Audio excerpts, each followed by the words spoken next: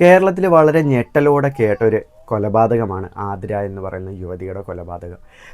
സ്വന്തം കുഞ്ഞിനെ സ്കൂളിലേക്ക് വിട്ടതിന് ശേഷം വീട്ടിലേക്ക് കയറിപ്പോയ ആ യുവതിയെ പിന്നെ കാണുന്നത് മരണപ്പെട്ട രീതിയിലാണ്. എല്ലാവരോടും വളരെ ചിരിച്ച് കളിച്ച് തമാശ കളിച്ച് നടന്നിരുന്ന ഒരു യുവതി. റീലിലൊക്കെ അത്യാവശ്യം സജീവമായിട്ടുള്ളൊരു യുവതിയായിരുന്നു. പെട്ടെന്ന് ഇങ്ങനൊരു കൊലപാതകം, അത് ആര് ചെയ്തു, എന്തിനു ചെയ്തു എന്നുള്ള രീതിയിലായിരുന്നു കാര്യങ്ങളൊക്കെ ആദ്യമേ പോയിക്കൊണ്ടിരുന്നത്.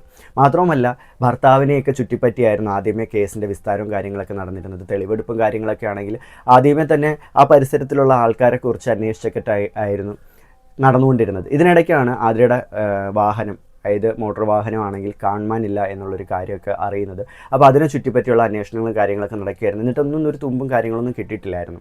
അങ്ങനെ ഇരിക്കുന്ന സമയത്താണ് പോലീസുകാർക്ക് ഒരു ചെറിയ സംശയം തോന്നുന്നതും പ്രതി എന്ന് സംശയിക്കുന്ന വ്യക്തിയുടെ ആ ഒരു ചിത്രം അവർ പബ്ലിക്ക് ആക്കുന്നത്. അപ്പോൾ ആ സമയത്ത് പെട്ടെന്ന് ഈ പ്രതി വർക്ക് ചെയ്തിരുന്ന, ഹോം നേഴ്സായിട്ട് വർക്ക് ചെയ്തിരുന്ന അവിടുത്തുള്ള ആ വീട്ടുടമസ്ഥർ കാണുകയും പ്രതിയെക്കുറിച്ചുള്ള വിവരം പോലീസുകാർക്ക് കൈമാറുകയും പോലീസുകാർ വന്ന് പ്രതിയെ അറസ്റ്റ് ചെയ്യുകയാണ് ഉണ്ടായത്. അപ്പോൾ ഇതിനെക്കുറിച്ചുള്ള കൂടുതൽ ഡീറ്റെയിൽ നമ്മൾ അറിഞ്ഞപ്പോൾ എല്ലാവരും സത്യത്തിൽ ഞെട്ടിപ്പോയി. കാരണം എല്ലാവരുമായിട്ട് ചിരിച്ച് കളിച്ച് നടന്നിരുന്ന ഒരു യുവതി വെറും ഒരു ഇൻസ്റ്റഗ്രാം എന്ന ആ പ്ലാറ്റ്ഫോം വഴി ഒരു യുവാവുമായി പ്രണയത്തിലാവുന്നു. മുൻപ് വിവാഹം കഴിച്ച് കുട്ടിയുള്ള ഒരു യുവതിയാണ്. പ്രണയത്തിലാവുന്നു. ആ യുവാവിനെ വീട്ടിലേക്ക് ശാരീരികബന്ധത്തിൽ ഏർപ്പെടാൻ വേണ്ടി വിളിച്ചു വരുത്തുന്നു. ശാരീരികബന്ധത്തിൽ ഏർപ്പെട്ടുകൊണ്ടിരിക്കെ തന്നെ ക്രൂരമായി കൊല ചെയ്യപ്പെടുന്നു. സത്യത്തിൽ കേരളത്തിൽ ഇപ്പം നടക്കുന്നത് കൂടുതലും അവിഹിത കൊലപാതകം തന്നെയാണ്. അത് പലയിടത്തും നമുക്ക് കാണാൻ സാധിക്കുന്നുണ്ട്. ഇനി അവിഹിതമില്ലെങ്കിൽ പോലും അവിഹിതം ഉണ്ട് എന്ന ആരോപണത്തിൽ പലരും കൊല്ലപ്പെടുന്നുണ്ട്.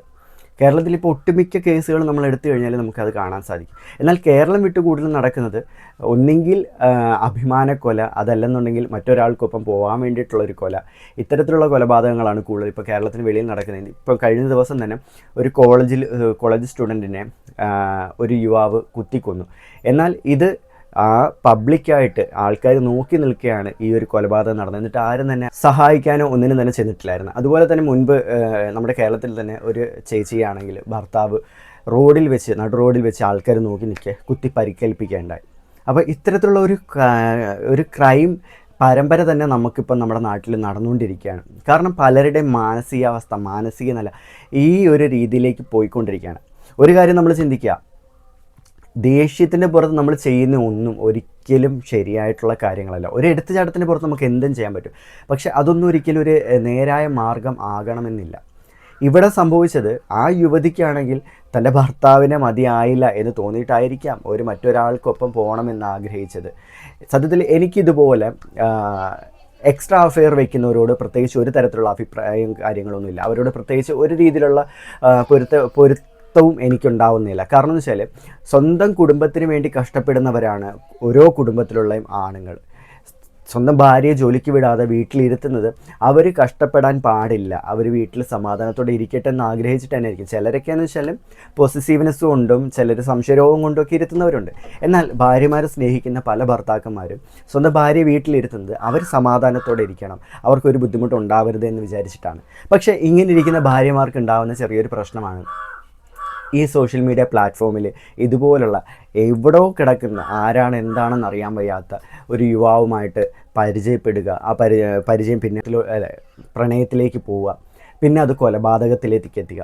സ്വന്തം കുഞ്ഞുങ്ങളെ വരെ കൊന്നിട്ടുള്ള ചരിത്രം നമ്മുടെ നാട്ടിലുണ്ട്. അതുപോലെ തന്നെ എവിടെയോ കിടക്കുന്ന ഒരാൾക്ക് തൻ്റെ കയ്യിൽ നിന്ന് സ്വർണവും പണവും എല്ലാം ധാരാളം കൊടുക്കുന്നു. അവസാനം ആ യുവാവിനൊപ്പം ട്രിപ്പ് പോകുന്ന സമയത്ത് അവിടെ വെച്ച് ആ യുവതി കൊല്ലപ്പെടുന്നു. ദിവസങ്ങൾ കഴിഞ്ഞിട്ടാണ് ഇങ്ങനൊരു യുവതി കൊല്ലപ്പെട്ടു എന്നറിയുന്നത്. ഇത്തരത്തിലുള്ള ഒരുപാടധികം കേസുകൾ നമ്മുടെ കേരളത്തിൽ ഇപ്പോൾ കണ്ടുവരുന്നുണ്ട്. ഒട്ടനവധി കേസുകൾ കണ്ടുവരുന്നു. പക്ഷേ ഇത്രയധികം കേസുകൾ വന്നിട്ട് ഇത്രയധികം കാര്യങ്ങൾ നമ്മൾ അറിഞ്ഞിട്ടും വീണ്ടും ഇതിലോട്ട് പോകുന്ന ആൾക്കാരുടെ എണ്ണം കൂടിക്കൊണ്ടിരിക്കുകയാണ്. അതിൻ്റെ ഒരു കാര്യമാണ് എനിക്ക് മനസ്സിലാവാത്തത്.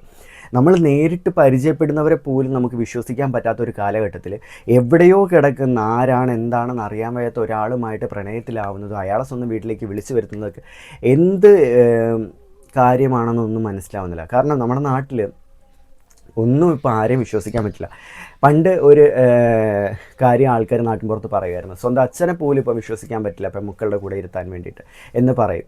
ഇത് നമ്മുടെ നാട്ടിൽ സമൂഹത്തിൽ പലയിടത്തും കണ്ടുവരുന്ന കാര്യത്തിൻ്റെ കാര്യം വെച്ചിട്ട് തന്നെയാണ് പറയുന്നത്. എന്ന് വെച്ചിട്ട് എല്ലാ അച്ഛന്മാരും അങ്ങനെയാണെന്നല്ല, പക്ഷേ നമ്മുടെ സമൂഹത്തിൽ അങ്ങനെ ഒരു കാര്യം കൂടെ ഉണ്ട്. കാരണം ഇപ്പോൾ ഒരു പെൺകുട്ടി നമ്മുടെ വീട്ടിലുണ്ടെന്നുണ്ടെങ്കിൽ പറയുന്നുണ്ട്, സൂക്ഷിക്കണേ, പുറത്തോട്ടൊക്കെ വിടുമ്പോൾ സൂക്ഷിക്കണേ എന്ന് പറയും. കാരണം എന്താണെന്ന് വെച്ചാൽ നമ്മുടെ സമൂഹത്തിൻ്റെ ആ ഒരു പോക്ക് ഒരിക്കലും നേരായ മാർഗത്തിലല്ല. അപ്പോൾ അതുകൊണ്ട് തന്നെയാണ് പല ആൾക്കാരും ഇങ്ങനെയുള്ള കാര്യങ്ങൾ ഭയത്തോടെ കാണുന്നത്.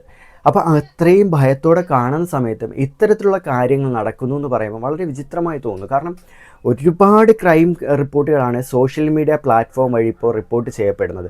ഫേസ്ബുക്ക് ആയിക്കോട്ടെ, ഇൻസ്റ്റഗ്രാം ആയിക്കോട്ടെ. മുൻകാലത്ത് ഫേസ്ബുക്ക് വഴിയാണ് ഇത്തരത്തിലുള്ള കാര്യങ്ങൾ ഉണ്ടായിക്കൊണ്ടിരുന്നത്. ഇപ്പം ഇൻസ്റ്റഗ്രാം വഴിയായിട്ടുണ്ട്, നേരത്തെ ടിക്ടോക്ക് വഴി ഉണ്ടായിട്ടുണ്ട്. അപ്പോൾ ഇത്തരത്തിലുള്ള കാര്യങ്ങൾ നമ്മൾ നല്ലതിന് വേണ്ടി മാത്രം ഉപയോഗിക്കാൻ ശ്രമിക്കുക. നമ്മുടെ ഒരു സ്വകാര്യ ചിത്രം മറ്റൊരാൾക്ക് പങ്കുവയ്ക്കുന്ന സമയത്ത് അയാളത് ആരെയൊക്കെ കാണിക്കുമെന്ന് നമുക്കൊരിക്കലും പറയാൻ പറ്റില്ല. നമ്മളെ സ്നേഹത്തോടെ നമ്മളോട് പെരുമാറാനും നമ്മളോട് നല്ല രീതിയിൽ ഇടപഴകാനും പലർക്കും അറിയാം. അത് പലരും മുതലാക്കാറുമുണ്ട്. നല്ല രീതിയിൽ സംസാരിക്കാൻ അറിയാവുന്നൊരു വ്യക്തി, നല്ല രീതിയിൽ കാണാൻ ഗ്ലാമറുള്ള ഒരു വ്യക്തി, നല്ല ഭംഗിയുള്ള ഒരു വ്യക്തി, നല്ല ജോലിയുള്ള ഒരു വ്യക്തിക്ക് ഒരാളെ സംസാരിച്ച് വീഴ്ത്താൻ വളരെ എളുപ്പത്തിൽ സാധിക്കും. എന്നാൽ ആ സംസാരിക്കുന്ന വ്യക്തിയാണ് ചിന്തിക്കേണ്ടത്, ഈ ആൾ എന്നോട് ഇത്രയും അടുപ്പം കാണിക്കുന്ന എന്തിനായിരിക്കും, എന്തായിരിക്കും അയാളുടെ ഉദ്ദേശം. ഇപ്പം ഒരാൾ നമ്മളാണെങ്കിൽ വിവാഹിതയാണെന്ന് അറിഞ്ഞിട്ടും അയാളുടെ ജീവിതത്തിലേക്ക് ക്ഷണിക്കുന്നുണ്ടെങ്കിൽ ഒന്ന് ഓർക്കുക, ചിലപ്പോൾ അതൊരിക്കലും ഒരു നല്ല പ്രണയമായിരിക്കില്ല.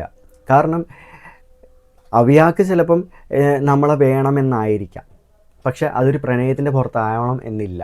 അതിന് മറ്റ് പല ഉദ്ദേശങ്ങളുണ്ടാവും. നമ്മളിൽ നിന്ന് ഒരാൾ ഒരുപാടധികം പൈസകൾ വാങ്ങുന്നുണ്ടെങ്കിൽ അതും ഒരു പക്ഷേ പ്രണയമാകണം എന്നില്ല, അയാളുടെ ആവശ്യത്തിന് വേണ്ടി നമ്മൾ ഉപയോഗിക്കുന്നതാവും. ഇത്തരത്തിലുള്ള കാര്യങ്ങളൊന്നും ചിന്തിക്കാതെ വളരെ വേഗത്തിൽ പുറത്തുള്ള ഒരാണ് പറയുമ്പോഴത്തേക്ക് മറ്റൊരു കാര്യമുള്ളതെന്ന് വെച്ചാൽ, ഒരു കുടുംബമായി കഴിയുമ്പം പല ആണുങ്ങൾക്കും ഉള്ളൊരു പ്രശ്നമാണ് പ്രാരാബ്ദം കൂടും, ടെൻഷൻ കൂടും. അപ്പോൾ ആ സമയത്ത് ചിലപ്പോൾ അവർക്ക് നേരത്തെ പോലെ ഭാര്യമാരെ കെയർ ചെയ്യാൻ പറ്റില്ല. ഭാര്യമാർ ആഗ്രഹിക്കുന്ന പലതും നേരത്തെ പോലെ കൊടുക്കാൻ സാധിക്കില്ല. പക്ഷെ അത് അവരുടെ കഴിവുകേടല്ല, സ്വന്തം കുടുംബത്തെ നല്ല രീതിയിൽ നോക്കണമെന്നുള്ളവരുടെ ആഗ്രഹം കൊണ്ടാണ് ഇത്തരത്തിലുള്ള കാര്യങ്ങൾ അവരിൽ നിന്നും അറിയാതെ സംഭവിച്ചു പോകുന്നത്. എന്ന് വെച്ചിട്ട് അവർക്ക് പ്രണയമില്ലാഞ്ഞിട്ടോ സ്നേഹമില്ലാഞ്ഞിട്ടോ അവർക്ക് ഉത്തരവാദിത്വം ഇല്ലാഞ്ഞിട്ടോ അല്ല. അവർക്ക് ഉത്തരവാദിത്വം കൂടുമ്പോഴാണ് പല രീതിയിലുള്ള പ്രഷറിൽ അവർ വരുമ്പോഴത്തേക്ക് സ്വന്തം കുടുംബത്തിലുള്ളവരോട് സ്നേഹം കാണിക്കാൻ അവർ മറന്നുപോകും. ഈ സ്നേഹം കാണിക്കാൻ മറക്കുന്നതാണ് പലരും മുതലാക്കി ആ വീട്ടിലെ സ്ത്രീകളെ ആണെങ്കിൽ ഇത്തരത്തിൽ ഉപയോഗിക്കാൻ വേണ്ടിയിട്ട് മുതലെടുക്കുന്നത്. അത് ആ സ്ത്രീകൾ തന്നെ മനസ്സിലാക്കേണ്ട ഒരു കാര്യമാണ്. എല്ലാ സ്ത്രീകളും ഇങ്ങനെയാണെന്ന് പറയുന്നില്ല. മെസ്സേജ് അയച്ചു കഴിഞ്ഞാൽ അതിന് അതേ രീതിയിൽ തിരിച്ച് മറുപടി കൊടുക്കുന്ന സ്ത്രീകൾ നമ്മുടെ നാട്ടിലുണ്ട്. ഒരു റോങ് കോൾ വന്നു കഴിഞ്ഞാൽ ആ റോങ് കോളിനെ എങ്ങനെ തിരിച്ച് അവൻ്റെ വീട്ടിലോട്ട് തന്നെ കൊണ്ടുപോകണം എന്ന് വിചാരിക്കുന്ന സ്ത്രീകളുണ്ട്. അങ്ങനെ കൊടുത്തിട്ടുള്ള സ്ത്രീകളെ നമുക്കറിയാം. ഒരു മോശമായിട്ട് കമൻ്റ് ഇട്ടപ്പം ഒരു ചേച്ചിയാണെങ്കിൽ ആ കമൻ്റ് ഇട്ട വ്യക്തിയുടെ വീട്ടിൽ പോയിട്ട് ആ വ്യക്തിയെ പിടിച്ചിറക്കിയ സംഭവങ്ങളൊക്കെ നമ്മുടെ കേരളത്തിലുണ്ട്. അപ്പം ഒരുപാട് അഭിമാനത്തോടെ ജീവിക്കുന്ന, ഒരുപാടധികം ധൈര്യത്തോടെ ജീവിക്കുന്ന സ്ത്രീകൾ നമ്മുടെ നാട്ടിലുണ്ട്. അപ്പോൾ അതിനിടയ്ക്കാണ് ഇത്തരത്തിലുള്ള സ്ത്രീകളും വരുന്നത്. എല്ലാവരും ഒരുപോലെ ആകണമെന്നില്ല, പക്ഷേ സ്വന്തം കുടുംബത്തെ മറന്ന് ജീവിക്കുന്ന സമയത്ത് ഇത്തരത്തിലുള്ള കാര്യങ്ങൾ നമ്മൾ മുൻകൂട്ടി കാണണമെന്നുള്ളതാണ് പറയാനുള്ളത്. സ്വന്തം കുടുംബത്തെ മറന്ന് ഇത്തരത്തിലുള്ള കാര്യങ്ങളിലേക്ക് പോകുമ്പോഴത്തേക്ക് ഇത്തരത്തിലുള്ള ഒരു ദുർവിധി ആയിരിക്കാം നാളെ നിങ്ങൾക്ക് നേരിടുന്നതെന്ന് ഈ വീഡിയോ കാണുന്ന ഓരോരുത്തരും ചിന്തിക്കുക. അപ്പോൾ ഇത്രയേ ഉള്ളൂ പറയാനായിട്ട്. മറ്റൊരു വീഡിയോ ആയിട്ട് വരുന്നതായിരിക്കും. ബൈ.